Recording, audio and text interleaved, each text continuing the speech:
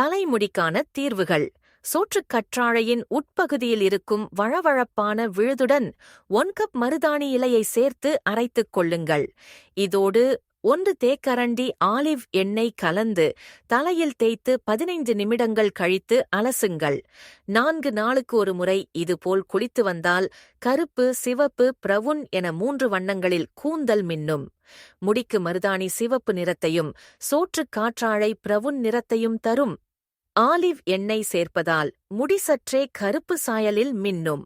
முடி உதிர்வதை தடுக்க வேப்பிலை ஒரு கைப்பிடி எடுத்து நீரில் வேக வைத்து 1 நாள் கழித்து வேக வைத்த நீரைக் கொண்டு தலை கழுவி வந்தால் முடி கொட்டுவது நின்றுவிடும்.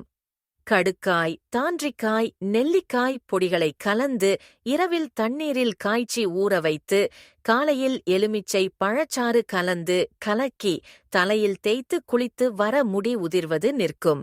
வெந்தயம், குன்றிமணி பொடி செய்து தேங்காய் எண்ணெயில் ஊற வைத்து 1 வாரத்திற்குப் பின் தினமும் தேய்த்து வந்தால் முடி உதிர்வது நிற்கும்.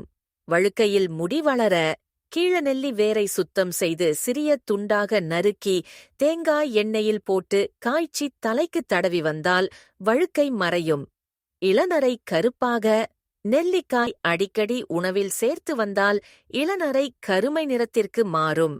முடி கருப்பாக ஆலமரத்தின் இளம் பிஞ்சு வேர், செம்பருத்திப்பூ இடித்து தூள் செய்து தேங்காய் எண்ணெயில் காய்ச்சி ஊறவைத்து தலைக்கு தேய்த்து வர முடி கருப்பாகும்.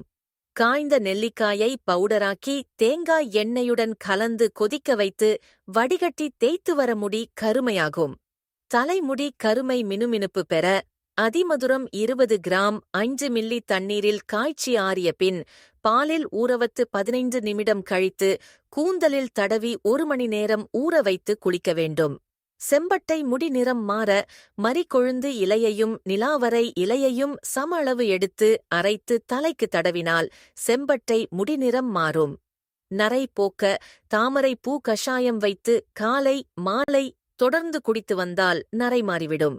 முளைக்கீரை வாரம் 1 நாள் தொடர்ந்து சாப்பிடவும். முடி வளர்வதற்கு கறிவேப்பிலை அரைத்து தேங்காய் எண்ணெயில் கலந்து காய்ச்சி தலையில் தேய்க்கவும். காரட், எலுமிச்சம் பழச்சாறு கலந்து தேங்காய் எண்ணெயில் கலந்து காய்ச்சி தலையில் தேய்க்கவும். சொட்டையான இடத்தில் முடி வளர நேர்வாளங்கொட்டையை உடைத்து பருப்பை எடுத்து நீர் விட்டு மைய அரைத்து சொட்டை உள்ள இடத்தில் தடவி வர முடி வளரும். புழுவெட்டு மறைய நவச்சாரத்தை தேனில் கலந்து தடவினால் திட்டாக முடிகொட்டுதலும் புழுவெட்டும் மறையும்.